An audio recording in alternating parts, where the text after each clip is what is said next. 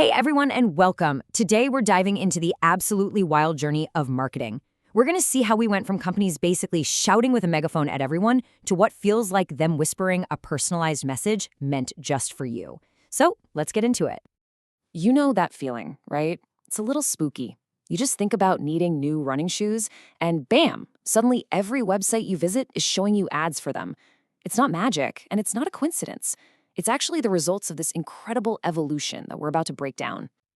So, to really understand how we got here, we've got to go back, way back, back to the beginning, the industrial age, when marketing was a much simpler game. This was the if you build it, they will come era. Seriously, the whole focus was on making stuff and making it efficiently. The idea of catering to what different people might want, that wasn't even on the radar. It was all about the product, full stop. And this one-size-fits-all approach is perfectly summed up by Henry Ford.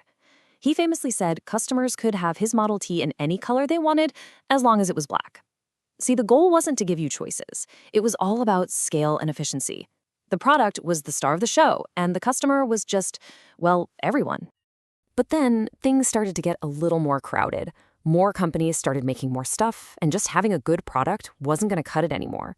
Businesses realized they had to get smarter. They had to stop talking at people and actually start listening to them. And what a massive shift it was. I mean, this was a complete 180 from the old way of thinking. Companies figured out that instead of trying to find customers for the products they already made, maybe, just maybe, they should make products for the customers they wanted to have. This right here is the birth of modern marketing as we know it. So how did they do it? How did they actually start focusing on the customer? Well, they came up with a new game plan, a strategic tool that would basically define marketing for decades to come. It's a simple three-step process. First up, segmentation. You slice up the whole market into different groups. Maybe it's by age or where they live or what they're into. Then comes targeting. You pick the group that makes the most sense for your product. And finally, positioning. You shape your message so it speaks directly to that group. See? You're not shouting at a crowd anymore. You're having a conversation with someone specific.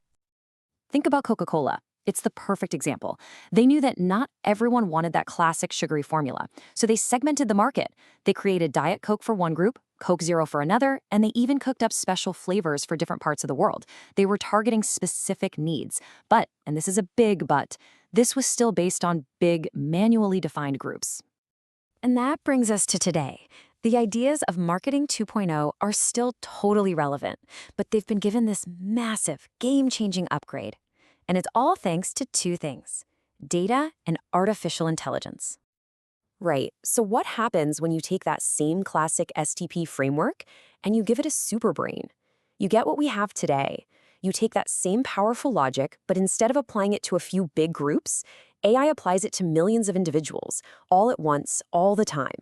It's the same idea, just on a scale that's almost impossible to imagine. Let's just break down how different this really is. On the left, you've got the old way. It used broad demographics, right? Like women between 25 and 40. But on the right, AI-powered marketing uses your actual behavior, what you click on, what you watch, even what time of day you're online.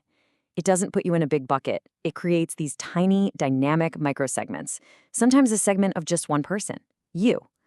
It's a total shift from one-to-many to truly one-to-one. So here's the crucial point. AI didn't replace the old marketing playbook, it supercharged it. It took the logic of segmentation, targeting, and positioning and gave it the power to operate on an individual level, creating millions of unique, personalized marketing moments all at the same time. Okay, let's pull all this together. It's time to zoom out and look at this whole journey from a bird's eye view. It all started with the megaphone in the industrial age, just a one-way broadcast to everybody. Then it evolved into a dialogue in the information age, where companies started to listen and talk to specific groups.